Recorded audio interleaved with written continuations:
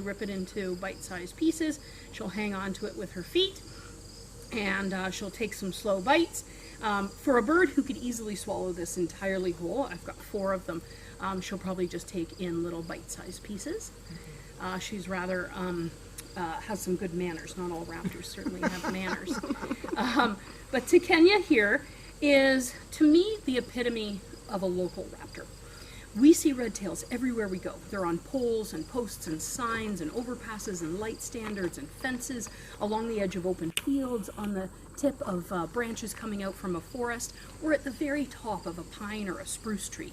To me, they are just what we see. And of course, living in suburban areas, right where you and I live, they're all over. And you're like, red tail, red tail. You drive along the 407, red-tailed hawks galore. My greatest success in counting red tails was on a 45-minute trip of the 407. I saw 38 red tails in a 45-minute stint. And just fascinating. Now, that was in November. It's the best month for hawk watching. It's when the juveniles migrate, is November, and then there's many adults also left behind. Where do they migrate to? They might migrate to the middle or southern United States. They're really not necessary that they go a lot further. They're just going to somewhere with a bit of a temperate climate and a reasonable food source. They're what's known as a generalist, and a generalist can eat a big variety of food. So they prefer ground prey. So they're what's known as a ground prey hunter. So they're hunting mostly mammals, right? Because that's what you're going to find on the ground. And they're going to take pretty easy access food, things that are not going to be too much in the way of fighting back, too much in the way of escaping, and they're not able to carry terribly heavy prey. New feather growth, and this is the season. Both you'll see a little underside and a little on top, some of the new feathers coming in. And I'll turn her around so you can see the underside of the tail as well. Now, of course, kids always say to me, it's not really red, it's kind of brown. Kids love to point that out, right? And I'll say, you're right, but compared to her brown wings, it's certainly quite red. Isn't it? It's a nice sort of rusty colored tail. And from the underside, she has a couple of things. She has a paler underside to the tail, and you can see some of the newer feather growth under there just coming in, almost fully extended. She's amazing. Mommy, Dad, I saw Carmen. Did you find? I got a feather. That came right off her body, didn't it? That's called a down feather. That help her to blend in 2 ways. One, the dark markings on the feathers are going to help her to blend in with the forest. And then the pale underside helps her to blend in against the brightness of the sky.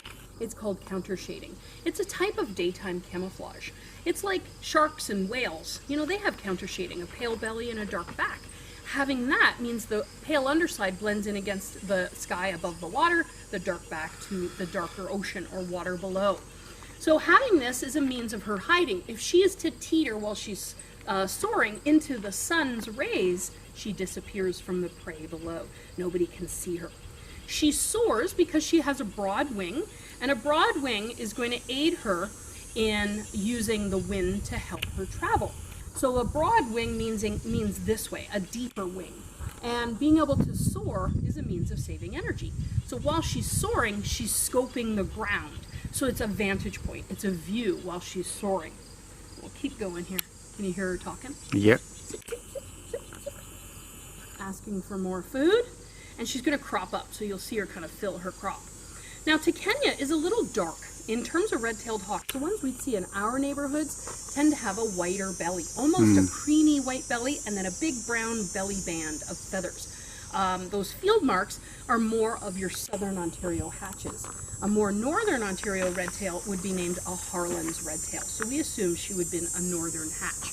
We don't know a lot about where she came from. We just know that when she was in rehabilitation as a non-releasable raptor, she needed a permanent home. So she came here and obviously became a fantastic education bird. She travels and teaches. She has met hundreds of thousands of people in her lifetime and shared her story and experience. Now, why a gunshot?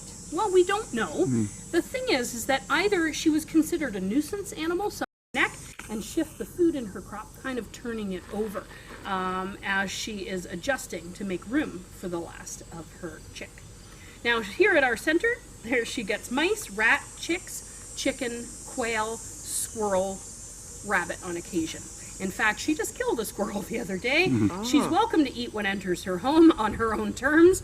The thing is that sometimes we'll have to watch for it because the mother squirrel actually will attack her. So as much as we think she is a squirrel hunter herself, which she is, in the wild, wildlife, like squirrels, will take it upon themselves to also hunt, or not hunt so much, but try to target the animals that they see as a natural threat. So I'm just going to give her a little spritz of some cold water to help her kind of cool off. And you see, bless you, you're going to see her third eyelid. Birds have a third eyelid called a nictitating membrane, and as I do this, you'll see her blink her third eyelid. And this is a neat means of her sort of not only protecting her eye from water, rain, weather. She may use it in flight on a rainy day, and it's really just a cleanser where she doesn't have to blink her entire eye because she can see through that third lid. So just giving her a little spritz to cool her off and let her take in a bit of the water as a drink, and that'll just help moisten the food she has consumed rather quickly. Just giving her a nice spritz. Are there ever any situations where you give them food but they don't want to eat? There are, and that's a combination of things. Give her a bit of a break. Under the armpits there. Beautiful, eh? I have no more food. Just love when she'll actually hold her wings and sun herself dry. Yeah. With the bird? Very cool feature. Is there a particular reason why you've had that the red leash over there? Like, is there a possibility they can fly off? She certainly could, absolutely, yeah. She just has limited flying. So when we have wing-injured birds, they will have different degrees of abilities. So Cornelius, for instance, the bald eagle, he can fly, that's why he has a bigger home,